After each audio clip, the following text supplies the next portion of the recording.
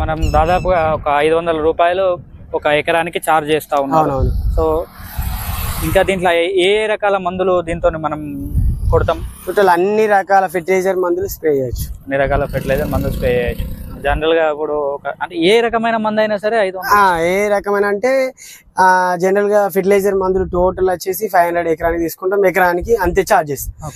General గా గడ్డి మందు ఎక్కువ కొట్టుకుంటారు. ఇప్పుడు ప్రెసెంట్ సిచ్యువేషన్ గడ్డి మందు కూడా కొట్టుకుంటారు. గడ్డి మందు కాబట్టి అంటే దానికి లెక్కలేదు. అంటే అది రైతు మీద డిపెండింగ్ ఆన్ రైతు ఫార్మర్. ఆయన ఎక్కువ కొట్టించుకుంటే దానికి ఎక్కువ చార్జ్. అది ఎట్లా చార్జ్ చేస్తాం?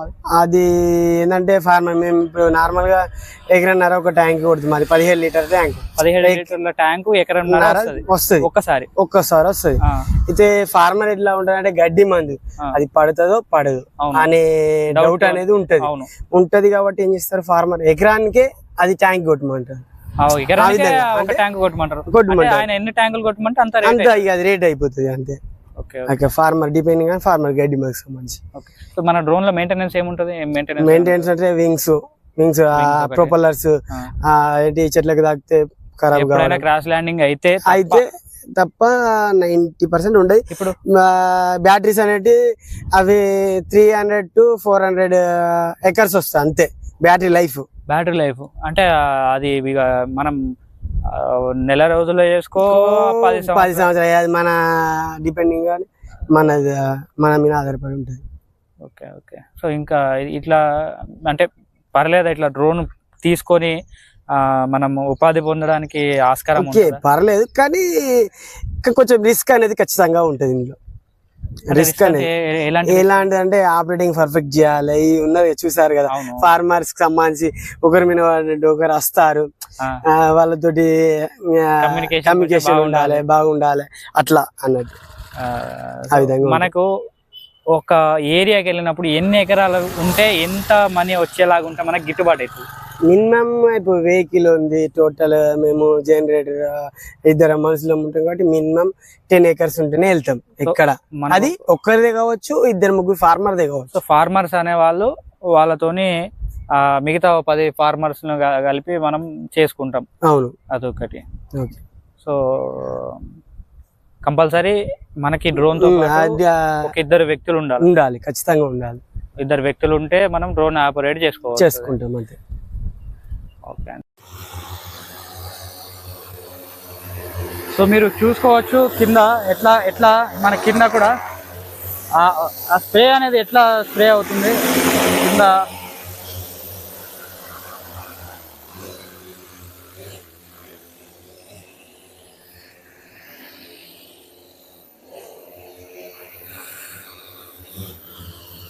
ఆ ప్రొపెల్లర్ ఫోర్స్ కి మందు అనేది కిందికి వచ్చేసరికి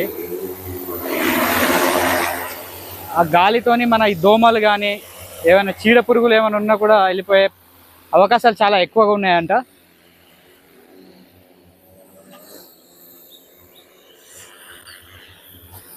డ్రోన్ స్ప్రే చేయించుకుంటున్న రైతుతో అయితే మనం ఉన్నాం. సో లాభం ఉందా, మరి ఏ రకమైన లాభాలు ఉంటాయి దీంతో స్ప్రే చేసి ఒకసారి తెలుసుకునే ప్రయత్నం చేద్దాం.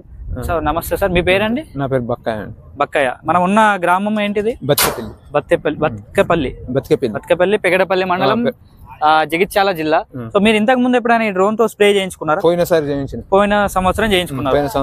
అంతకు ముందు ఎట్లా చేసుకునే వాళ్ళు? అంతకు ముందు చిన్న పంపుతోని మనము వేసుకొని. సో దాంతో పోల్చుకుంటే ఇది కొంచెం మీకు ఎట్లా అనిపిస్తుంది? ఇది నయం అనిపిస్తుంది ఇప్పటి వరకు నయం అనిపిస్తుంది. అంటే ఇప్పుడు ఆ డ్రోన్ తో స్ప్రే చేస్తున్నాం. మన అదేంటి దాన్ని ఏమంటారండి? అది పంపు అంటారు, చిన్న పంపు, హ్యాండ్ పంప్ తో స్ప్రే చేస్తున్నాం.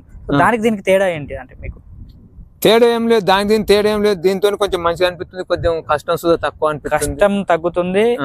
మనం దానికి దీనికి ఉన్నది దాని గురించి చూస్తానికి ఇప్పుడు మరి ఎట్లా ఎంత జర కొంచెం సేఫ్ అయితేనే ఆలోచన చూస్తున్నాను. సో ఇట్లా మనం చూసుకోవచ్చు డ్రోన్ మనం బయట పెట్టినప్పుడు బయట జనాలు కూడా కొంచెం ఇంట్రెస్ట్ గానే ఉన్నారు.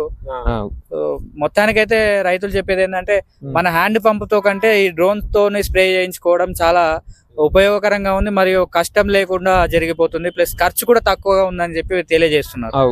చూసారు కదా మిత్రులు, ఈరోజు డ్రోన్ కు సంబంధించిన మన వీడియో. సో మన రాజశేఖర్ గారు దాదాపు గత 1 సంవత్సరం నుంచి డ్రోన్ పైన ఉపాధి పొందుతున్నారు. సో పర్లేదు, మనకి ఏంటంటే సీజన్లో మాత్రమే మనము దానికి పెట్టిన పెట్టుబడిని రాబట్టుకునే అవకాశాలు ఎక్కువ ఉంటాయి. అన్ సీజన్లో కొంచెం తక్కువగా ఉంటుంది. సో దీన్ని కూడా మనం గమనించి డ్రోన్ అనేది ఉపయోగించుకోవాలి. అది బ్యాటరీ ఛార్జ్ చేసి ఛార్జింగ్ కూడా టైం పడుతుంది, 20 minutes ఛార్జ్ పడుతుంది. ఒక సెట్ వచ్చి బ్యాటరీ 20 minutes టైం పడుతుంది. సో సపోజ్ ఒక 4 ఎకరాలు మనం స్ప్రే చేసుకోవాలని అంటే 2 సెట్ల బ్యాటరీలు ఉంటే ఒక సెట్ బ్యాటరీ 20 minutes లో ఛార్జ్ అవుతుంది. సో ఆ బ్యాటరీ ఒక 20 minutes అంటే ఒక 2 ఎకరాలు కొట్టేయచ్చు. సో దాని తర్వాత ఈ మిగతా బ్యాటరీ ఛార్జింగ్ పెట్టుకొని దాన్ని రిప్లేస్ చేసుకొని ఇంకో 2 ఎకరాలు అనేది కొట్టేయచ్చు. జనరేటర్ ఉంది. సో జనరేటర్ కూడా మెయింటైన్ చేయాలి, ఎందుకంటే మనకు ఫీల్డ్లో వెళ్ళినప్పుడు అన్ని చోట్ల కరెంట్ ఉండే అవకాశాలు చాలా తక్కువ ఉంటాయి కాబట్టి. సో జనరేటర్ ఖర్చు ఎంత ఉంటుంది? జనరేటర్ మేము వచ్చేసి చైనా జనరేటర్ తీసుకున్నాం, 50,000 బండి. 50,000. So generator 50,000, 6,20,000 drone plus extra బ్యాటరీలు 60,000. సో ఇవన్నీ మళ్ళీ దానికి డ్రోన్ మెయింటెనెన్స్ చేసుకోవడానికి వెహికల్ తో పాటు మనకు ఒక కోపైలట్ కావచ్చు, హెల్పర్ అనుకోవచ్చు. సో ఒక పర్సన్ ని మనం ఎంబటైతే ఉంచుకోవాల్సి వస్తుంది. సో ఇవన్నీ దృష్టిలో పెట్టుకొని ఇంకెవరైనా డ్రోన్ కొనుగోలు చేసుకోవాలి అనుకుంటే ఇవన్నీ ఆలోచించి ముందడుగు వేయగలసి. సో నమస్తే అండి. నమస్తే.